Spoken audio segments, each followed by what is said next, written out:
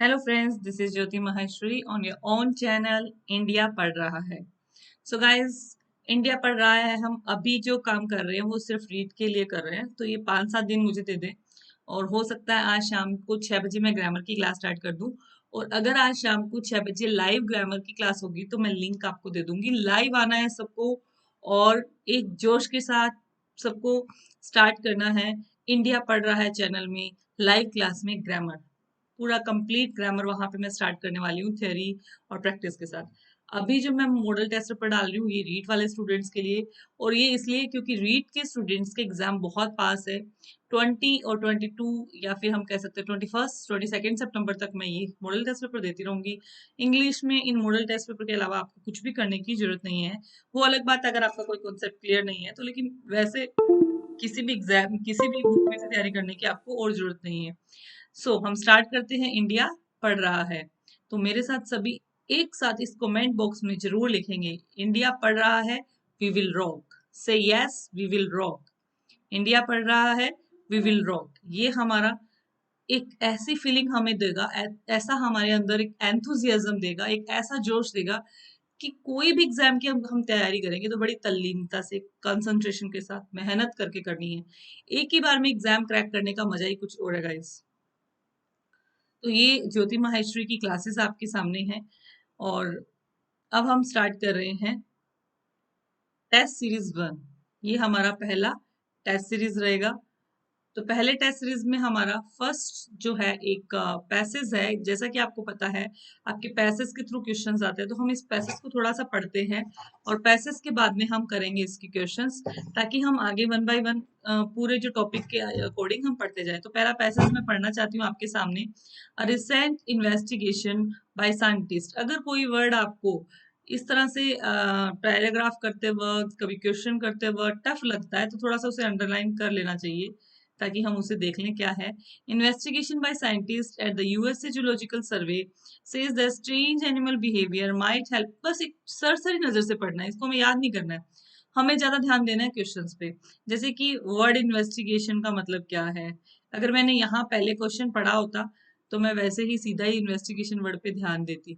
तो वैसे ही आपने क्वेश्चन पहले देखने होते हैं, यानी कि जब कोई कॉम्प्रिहेंशन पैसेज किसी भी तरह का हो तो क्वेश्चंस पे पहले ध्यान दें, क्वेश्चंस पे, ऑप्शंस पे ध्यान दें। फिर जब आप पैराग्राफ पढ़ेंगे तो वहां आपका बड़ा अच्छे से ध्यान जाएगा कि हमें क्या ध्यान रखना है। तो यहाँ इन्होंने बोला है कि a recent a recent investigation by scientists at the USA Geological Survey shows that strange animal behavior might help to predict future earthquakes.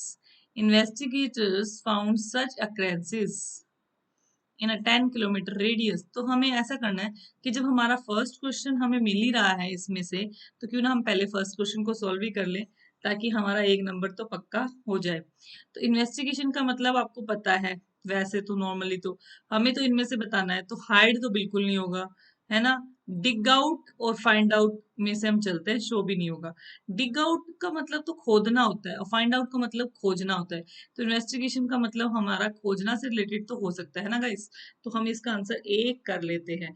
ऐसा नहीं है कि ये मेरा फाइनल आंसर होगा, जब भी आप करोगे एक बार के लिए कर लो, फिर दोबारा पढ़ोगे पैराग्राफ। ओके, आगे यहाँ पे बताया है कि यहाँ पे हम एक बार क्वेश्चन देख ही लेते हैं, क्योंकि मैंने आपको बताया थोड़ा सा ध्यान रहता है ना क्वेश्चन पढ़ने से, कि हमें किस पे ज्यादा ध्यान देके फोकस करके पढ़ना है। The vibration of earth is called.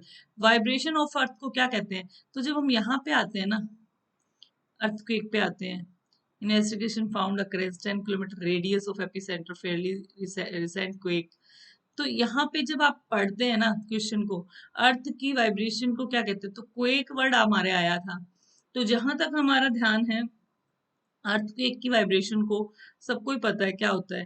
Quake, quake word पे हम ध्यान देंगे। ओके, क्वेक पे हमने थोड़ा सा ध्यान दिया। In this passage the word evacuate means, evacuate word अभी तक हमारे सामने नहीं आया, तो क्यों ना हम वापस पैराग्राफ की तरफ चले। Some birds screeched and flew out widely. अब हमें स्क्रीच वर्ड पे ध्यान देने की जरूरत नहीं, क्योंकि हमारा क्वेश्चन नहीं बन रहा है इसमें से। तो जहां से बन रहा है वहीं ध्यान देना है, फालतू का दिमाग नहीं लगाना है आपको। ना तो कोई देखो पीएचडी करनी है और ना ही आपको कोई बहुत बड़ी क्लास को पढ़ाना है आपको, क्योंकि रीड लेवल का पढ़ाना है, तो एक बार तो उसी पे फोकस करो आप। तो scientists believe that animals can perceive these environmental changes as early as several days before the mishap. In 1976, after observing the animal behavior, the Chinese were able to predict a devastating अभी है नहीं ये word यहाँ पे quake. Although thousands of people, hundreds and thousands of people were killed, the government was able to evacuate. आ गया भाई, evacuate आ गया. तो हमारा क्वेश्चन पड़ा हुआ था, तो हमें पता लग गया कि हमें कहाँ पे रुकना है. ये रुकना कहाँ है? कॉम्प्रिहेंशन पैसेज में यही बहुत जरूरी होता है कि आपको रुकना कहाँ है, वेयर टू स्टे. इवैक्यूएट का मतलब क्या है? तो अब जब हम यहाँ जाएंगे, हम देखेंगे कि बहुत सारे लोग मारे गए हैं. Government was able to evacuate millions of other and thus keep the death toll at lower level. तो गवर्नमेंट ने क्या किया है, ये हमें पता लगाना है. इवैक्यूएट का मीनिंग हमें देखना है. इवैक्यूएट का मीनिंग हमें देखना है. अब चलते हैं हम क्वेश्चन की तरफ. तो एग्जाइल का तो कोई मतलब नहीं हुआ, निकालना. एक्सपेल का भी नहीं होगा, डिस्ट्रॉय खत्म करना. रिमूव, जब किसी प्रॉब्लम को खत्म किया जाता है या फिर मिटाया जाता है, तो वहां पर हम रिमूव वर्ड यूज करते हैं. अगर किसी की वोकेबलरी अच्छी है होगी तो वो तो वैसे ही कर देगा इवैक्यूएट का मतलब. नहीं तो फिर आप इस तरह से एलिमिनेशन मेथड से करेंगे. तो इसका आंसर हम कर लेते हैं ए. फिर which word is antonym of familiar. अब हम देखें कि भाई फैमिलियर कहाँ है. चलो चलो चलो बताओ मुझे. Familiar familiar familiar. भाई मुझे तो फैमिलियर ही नहीं मिल रहा है. इसका मतलब फैमिलियर वर्ड है ही नहीं यहाँ पे. जो वर्ड होगा उसका अपोजिट बताना है. फैमिलियर होता है परिचित होना, अनफैमिलियर हो जाएगा. आपको दिख रहा है क्या?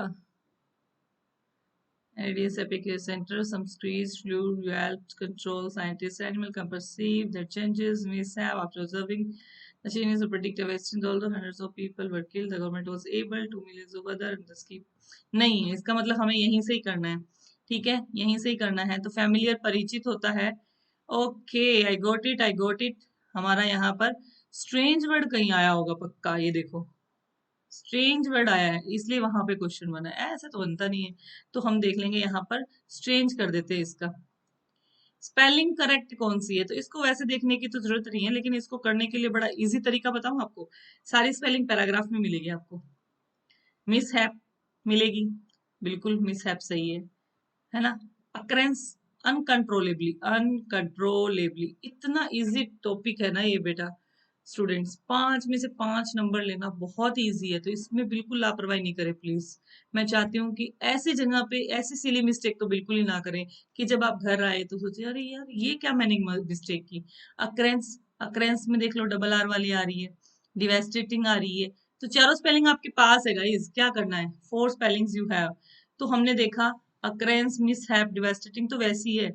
अनकंट्रोलेबली ए आ जाएगा क्योंकि डबल एल था पीछे. तो अब बताओ 5 नंबर पक्के हैं कि नहीं? से यस या नो कमेंट बॉक्स में बोलो. अब ये अनसिन पैसेज मिस्टेक करके आओगे क्या आपके? ये तो हो गया सिनोनिम एंटोनिम का.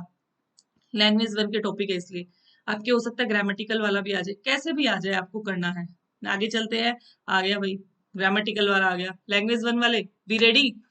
तो 1 और 2 दोनों लोग मिलके दोनों स्टूडेंट सोल्व करेंगे. ये 1 वाले भी करेंगे, 2 वाले भी करेंगे. कैसे कहाँ आता है पेपर हमें नहीं पता, लेकिन हमें अपने आप को स्ट्रॉन्ग बनाना है बेसिक्स में, क्योंकि आपको आगे चल के पढ़ाना भी तो है बच्चों को. नाउन प्रोनाउन क्या होते हैं, तो करते हैं हम इस पैसेज को भी. Eight the end of his first voice. आपको पता है वॉइस क्या होता है? 1 वर्ड में मैंने बताया था. चलो फटाफट बताओ, टेल मी वॉइस क्या होता है. हाँ, कमेंट बॉक्स में साथ साथ जैसे जैसे आप वीडियो देख रहे हो कमेंट बॉक्स में लिखते जाओ. मैडम को लगना चाहिए कि मैडम के साथ स्टूडेंट्स लाइव है. वॉइस होता है समुद्री यात्रा, है ना. जब यात्रा किससे की जाए, समुद्र से की जाए, तो दैट इज कॉल्ड समुद्री यात्रा, वॉइस. तो आगे यहाँ पर हमें दे रखा है वॉइस के बारे में. तो हम यहाँ से स्टार्ट करते हैं. थोड़ा सा क्वेश्चन पढ़ ले क्या पहले, थोड़ी चीटिंग चलती है. पढ़ लेते हैं. At the end of his first voice आ गया यहाँ से. द अंडरलाइन वर्ड इज, ये वॉइस क्या है? नाउन है, एडजेक्टिव है, प्रोनाउन है, एडवर्ब है. और इतना इजी क्वेश्चन, मुझे 100% श्योर है आप लोग कर सकते हो इसको. बताओ बताओ फटाफट बताओ क्या है. वॉइस अभी मैंने बोला समुद्री यात्रा, तो एडजेक्टिव तो लग ही नहीं रहा है. फर्स्ट के साथ ही लगा हुआ है, वैसे भी नाउन हुआ ना, तो आंसर हो जाएगा इसका नाउन. अगला क्वेश्चन देख लेते हैं क्या है. He disliked laziness and wished to be doing something always. The underlined word is क्या है? अंडरलाइन किया नहीं हुआ है, मैं वैसे ही देख लेती हूँ, यही होगा अंडरलाइन वर्ड तो डिसलाइक्ड होगा, आई थिंक सो। अंडरलाइन यही है। तो इनको मेरे को लगता नहीं है कि आपको पैराग्राफ पढ़ने की जरूरत है यार, फिर भी हम पढ़ लेते हैं ताकि आपको अगर नहीं भी आए तो आप कैसे कर सकते हैं। But soon he tired of this he disliked, यहाँ आ रहा है जब सब्जेक्ट के बाद कोई वर्ड आ रहा है तो वो क्या होगा, वर्ब होगा ना, वर्ब की फॉर्म जैसा लग ही रहा है। तो हम जब इसमें आंसर करेंगे तो यहाँ क्या कर देंगे, सी कर देंगे। Okay, choose the superlative degree of long, क्या करोगे इसमें ऑप्शन देखकर, पीछे पैराग्राफ देखकर, ईएसटी वाले ही होते हैं सुपरलेटिव। ऐसे क्वेश्चन आएंगे रीड वाले स्टूडेंट, 5 में से 5 यहाँ पे भी आपके पक्के हैं। Sinbad sat under a tree, the underline word मुझे देखना पड़ेगा गाइस क्या है। अच्छा, ये अंडरलाइन वर्ड मतलब ये वाला जो है, ये वर्ब कौन से टेंस को बिलोंग करती है, सेट। तो ऑब्वियसली ऑब्वियसली किसको करती है, किसको करती है, set, sit set set, past को करती है ना, तो ये आ जाएगा। At the end of his first voyage में डिटर्मिनर क्या है, डिटर्मिनर कौन से हैं, फर्स्ट सेकंड थर्ड ये हो गए, या तो या एट होगा, या फिर द होगा, या फिर एंड होगा। तो फर्स्ट ऑप्शन दिए ही नहीं हमें, हमें तो द दिया है, तो द डिटर्मिनर हो गया ना, A and the article determiner some few सारे, तो बी इसका आंसर आ जाएगा। ठीक है, तो यहां तक हो गया हमारा। ओके,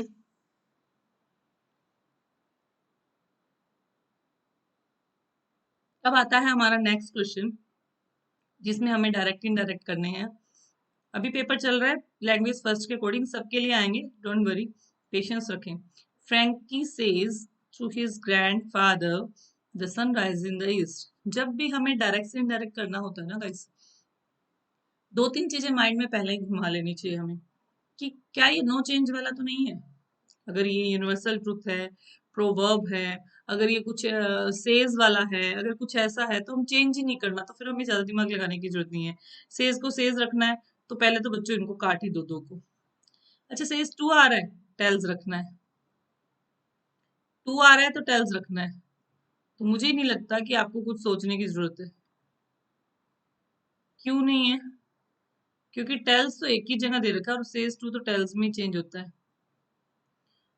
तो इसको एक बार थोड़ा सा पढ़ देख लेते हैं, फिर यहाँ दैट लगाते हैं, ऐसे का ऐसे रखते हैं, तो मेरे ख्याल से आंसर आएगा डी, बिल्कुल सही आंसर आया डी, क्योंकि सेज टू को तो चेंज करना ही पड़ता है, 3 तो होंगे ही नहीं। आगे है, proper speech habits can be developed effectively through. अगर आपको स्पीच हैबिट अच्छी करनी है तो क्या आप वोकेबलरी प्रैक्टिस से कर सकते हैं, क्विज़ेस से कर सकते हैं, या फिर आप डिक्टेशन से कर सकते हैं, प्रोनाउंसिएशन से कर सकते हैं। स्पीच हैबिट मतलब बोलना, तो बोलना, डिक्टेशन से हम राइटिंग अच्छी कर सकते हैं रिटन वर्क में ना। वोकेबलरी ठीक है, लेकिन वोकेबलरी को बोलना भी तो आना चाहिए, तो क्विज से भी नहीं होगा हमारा, इसका आंसर हो जाएगा pronunciation D. Audio visual aids जो होते हैं लर्निंग को क्या करते हैं, इजी, इफेक्टिव, इंटरेस्टिंग, या ऑल ऑफ दिस। चलो इसका आंसर आप दे दो, क्या होगा, क्या होगा। इजी भी बनाते हैं, इंटरेस्टिंग भी बनाते हैं, इफेक्टिव भी बनाते हैं, ऑल ऑफ दीज इसका आंसर हो जाएगा।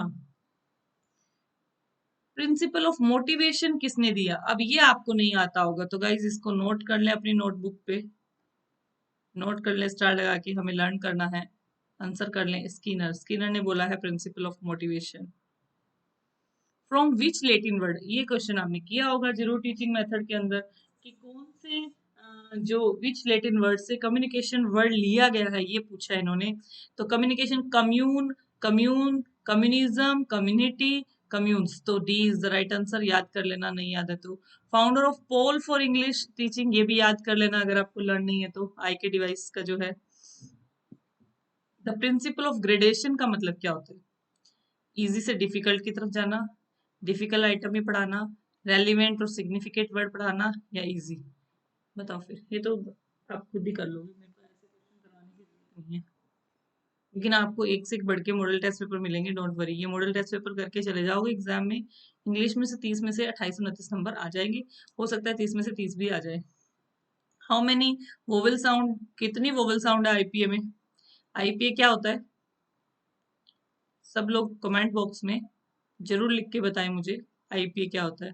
और इससे मुझे ये पता लगेगा गाइस आप कितने सीरियस है, आप मेरे लिए कितने ऑनेस्ट है, आप अपने सब्जेक्ट को लेके कितने ऑनेस्ट है, और आप कितना मेरे मेरे को ओबे करते हैं। ये जो आपके कमेंट दिखेंगे, जहां जहां मैंने बोला है कमेंट करके बताएं, यस या नो बताएं, तो ये क्या होता है, एक तरह की प्रेजेंस ही तो होती है आपकी। ऑनलाइन में हम और क्या कर सकते हैं, आपकी प्रेजेंस कैसे ले सकते हैं। ऐसे ही अगर जब लाइव क्लास होगी तो वहां पे भी आपसे मैं ऐसे बोलती हूँ। एक टीचर को तब तक सेटिस्फेक्शन नहीं मिलती है जब तक उसके स्टूडेंट पार्टिसिपेट नहीं करते हैं। तो गाइज इसलिए मैं चाहती हूँ कि ज्यादा से ज्यादा स्टूडेंट आप पार्टिसिपेट करें क्लास में। ओके, तो वोवेल साउंड जो होते हैं आपको पता ही है 20 होते हैं, और 20 के हम आगे 12 और 8 के पार्ट बनाते हैं, लेकिन ओवरऑल तो 20 होते हैं। वो मोनोफथोंग डिप्थोंग हो जाते हैं, तो D is the right answer. जो स्टूडेंट अगर अभी तक इंग्लिश बिल्कुल भी नहीं पढ़े है ना जिन्होंने, वो भी मेरी ये वीडियो देख के चले जाना। 50-60% तो आ ही जाएगा गाइस, जिन्होंने बिल्कुल भी नहीं पढ़ा है ये वाली वीडियो करके चले जाना। फोनेटिक किसकी साउंड होती है, टेलीफनी की, ट्रांसलेशन की, स्पेलिंग एंड प्रोनाउंसिएशन की, या किसी की भी नहीं।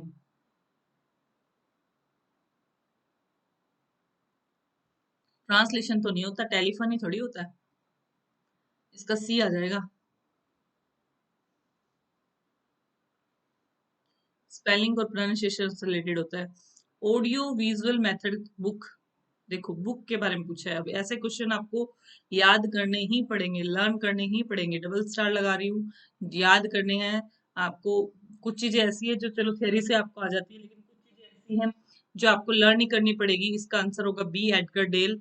एडगर डेल ने बुक लिखी audio visual methods. Teacher teach as well, teacher पढ़ाने के साथ साथ समझता भी है, टेस्ट भी लेता है, पढ़ाता भी है, लर्न भी करता है। क्या करता है teacher, teach, teacher teach as well as learn. तो क्या करता है, लर्न तो उसको होता ही है। समझना तो क्या होता है, वो तो समझाता है।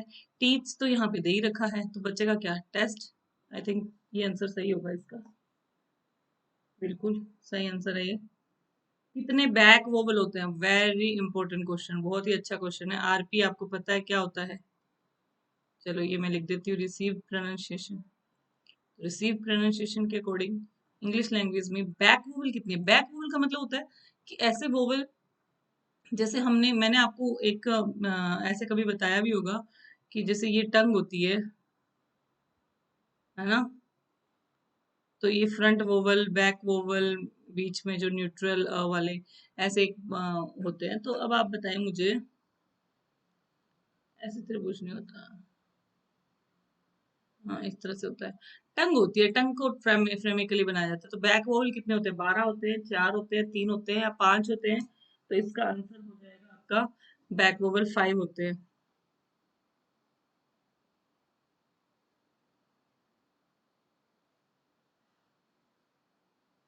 The skill which should be tested, कौन सी स्किल को टेस्ट किया जाना चाहिए। देखो, लैंग्वेज की कौन सी स्किल को टेस्ट किया जाना चाहिए, तो सारी स्किल को ही किया जाना चाहिए। LSRW टेस्ट कौन सी स्किल का होता है, चारों स्किल्स का ही होता है LSRW का।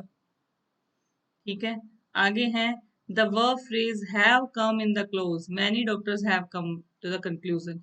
हैव कम क्या है यहाँ पर, simple present, present perfect, simple have plus come, came come, have plus V3 कौन सा है, बिल्कुल प्रेजेंट परफेक्ट है, C is the right answer.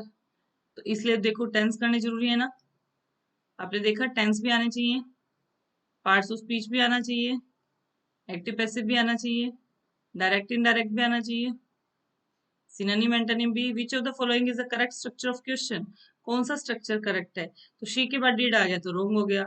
V2 आ नहीं सकता, WH में पहले हेल्पिंग वर्ब चाहिए। डिड के साथ V1 आ गया, हैड रीच बाद में आ गया, तो इसका C करेक्ट लग रहा है, इसमें डिड पहले और रीच बाद में। अगर आपको कुछ भी मेरी वीडियोस में इंप्रूवमेंट चाहिए, किसी भी तरह का आपको प्रॉब्लम आ रही है कि मैम ऐसा नहीं ऐसा, ऐसे मत कहना कि मैम हमें वो टॉपिक दो, वो टॉपिक दो। टॉपिक देना मेरा काम है 1 बाय 1।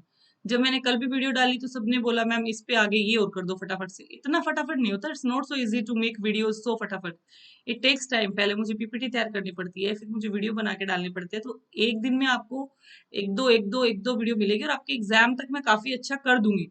इस चीज का प्रेशर बिल्कुल मत डालना मेरे पे, क्योंकि मैं मेरी मर्जी से सब कुछ आपके लिए कर रही हूँ। लेकिन इन जो वीडियो बन रही है इनमें क्या दिक्कत है, इनमें क्या सजेशन है, वो मुझे जरूर मंजूर है, वो आप कह सकते हो। लेकिन ऐसे राय मत देना मुझे बिल्कुल भी, मैम अभी ये करवा दो, मैम अभी वो करवा दो, क्योंकि क्या करवाना है क्या नहीं करवाना मुझे ज्यादा पता है आप लोगों से भी। Don't worry, don't take tension. They will invite all the children. The passive voice of, इसका पैसिव वॉइस बनाना है, all the children. Will invite का विल बी इनवाइटेड, तो हमें पहले विल बी इनवाइटेड ही ढूंढना है। विल बी इनवाइटेड ढूंढना है तो इन दोनों को काट देंगे। All the children will be invited bye, ये तो रॉन्ग हो गया, बस बाय देम इसमें ओमिट कर रखा है, ये इसका आंसर हो जाएगा। ठीक है, तो नेक्स्ट हम करते हैं उसके बाद में।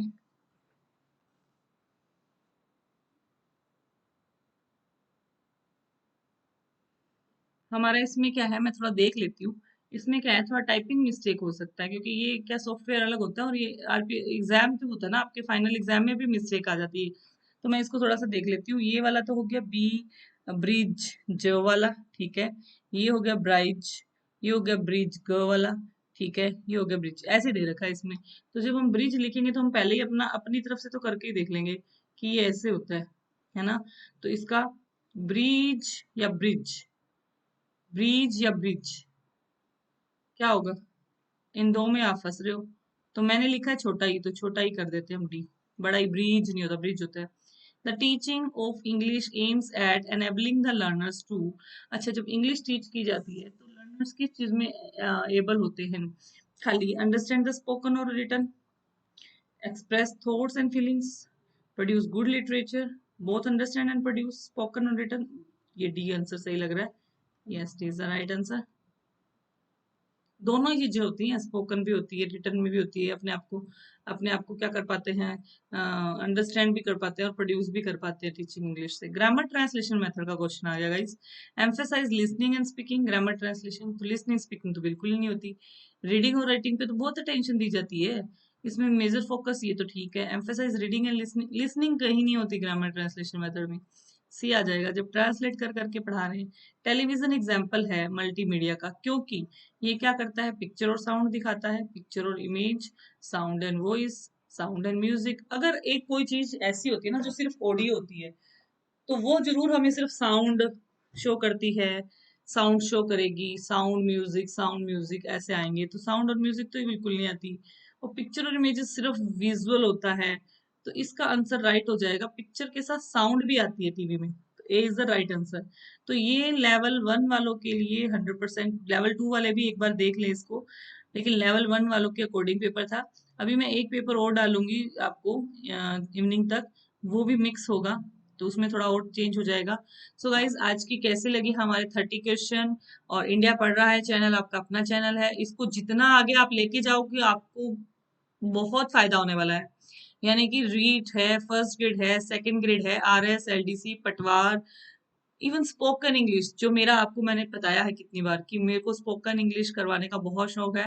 मैंने बहुत साल तक मैं उसी फील्ड में थी और मुझे बहुत शौक है, मैं आई वांट कि मेरे स्टूडेंट सारे अच्छे इंग्लिश बोले। तो उस पर छोटे छोटे क्लिप्स, छोटी छोटी वीडियोस भी डालना शुरू करूंगी, but I want to be live with you, है ना। मैं चाहती हूँ कि हम लाइव क्लास में जुड़े, तो इसलिए ज्यादा से ज्यादा सब्सक्राइबर को लाएं। आप खुद भी सब्सक्राइब करें, आप अपने फैमिली में सबको सब्सक्राइब करवाएं, क्योंकि इंग्लिश की क्लासेस है, कोई भी अटेंड कर सकता है। अभी थोड़ा सा मुझे समय दे, 5-7 दिन का, थोड़ा सा रीड का कंटेंट मैं कर दूं ना, फिर उसके बाद में मैं थोड़ा और ध्यान दूंगी दूसरे सब्जेक्ट की तरफ। सो अभी मुझे कमेंट बॉक्स में सबकी तरफ से चाहिए, इंडिया पढ़ रहा है, वी विल रॉक, है ना। ये हमारा क्या होगा, हमारा ये टैगलाइन है जो मैं सबसे सुनना चाहती हूँ। वीडियो को लाइक करें, शेयर करें, सब्सक्राइब करें, क्लास को देखते रहें। कोई भी मिस्टेक हो गई हो तो मुझे बताएं, बिकॉज अभी मैंने ये चैनल स्टार्ट किया है, आपको पता है, तो I want your support. Okay, thank you, bye bye, take care guys, पढ़ते रहो, बढ़ते रहो।